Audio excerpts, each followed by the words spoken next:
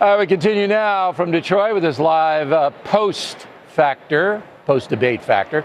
Pleased to have Senator Marco Rubio.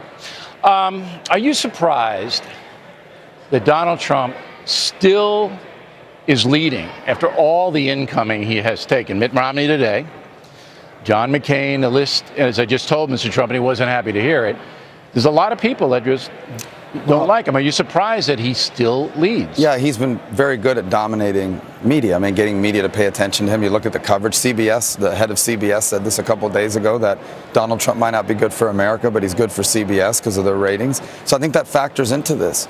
But I think now that the race is narrowed, people are starting to pay attention. And look, he's a very charming guy. I mean, you can see why he gets so much attention. He's funny. He's got these one-liners. But we're talking about the presidency of the United States here. Tonight, he had no serious solution on the debt. I think he was exposed in one instance with a graph that showed the numbers don't add up on the debt. It shows he has no solutions on foreign policy. His only reaction was to attack me as little Marco. And after a while, people start to realize this is the presidency. Do you think, though, they're going to start to realize it, though?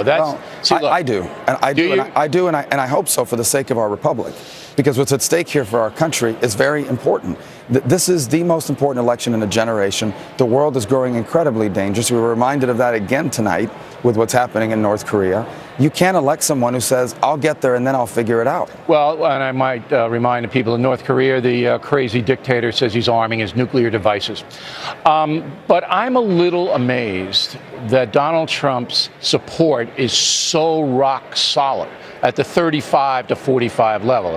This new CNN poll was very high for him. And I don't think those people are going to give him up, no matter what you say or what Mitt Romney says or what I say. And I'm fair to Trump, but they're not going to give him up. Yeah, I don't agree. In Virginia, I was down like 20 points, and we just spent 4 or 5 days explaining to people what the situation was. We finished almost tied, basically. And you would have won if Kasich hadn't been there. Well, that is what it is. My point is that I do think that once people begin to think about it, look, he taps to an anger. But he's done this his whole career. He tells you what you want to hear to get you to do what he wants you to do.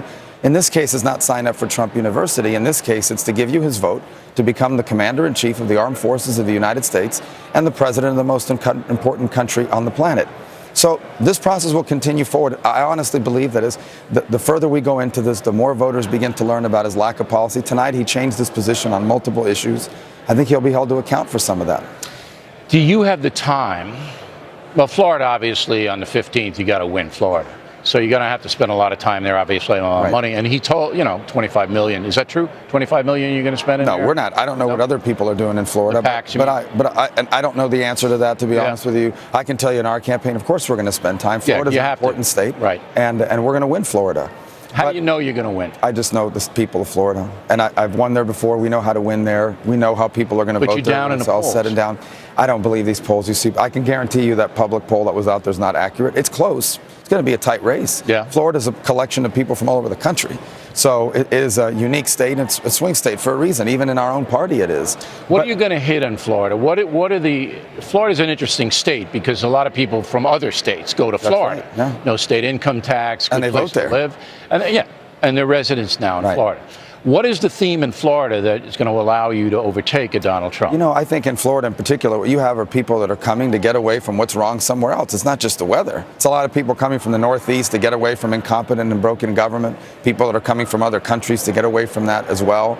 So there's a real understanding in Florida of how important and unique America is, but how easy it is to lose something like that with the wrong leadership. So what we want to do over the next few weeks is, number one, remind people of what is at stake in this election. We're going to continue to talk about policy. It didn't get a lot of media attention, but we continue to talk about our policies.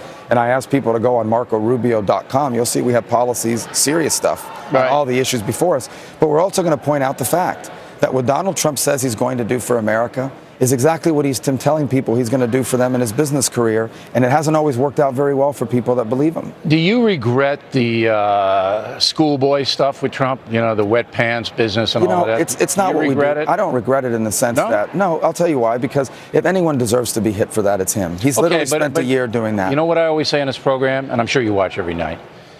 Bad behavior doesn't justify other bad behavior. Yeah.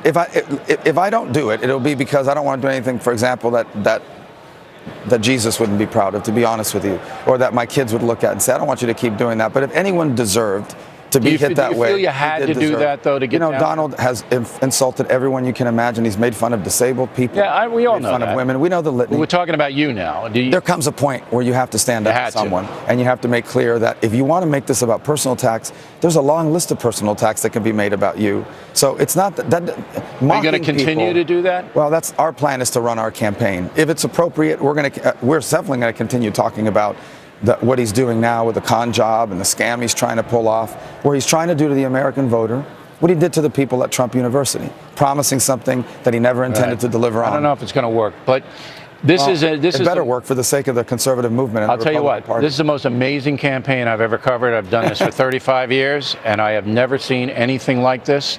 And it's going to, between Hillary and whoever you guys, who's ever going to win, it's going to be unbelievable there, too. Senator, wish you the best. Thank you for walking on up here and talking to us. Yes, sir. Thanks for having me. See you down the road. Thank you.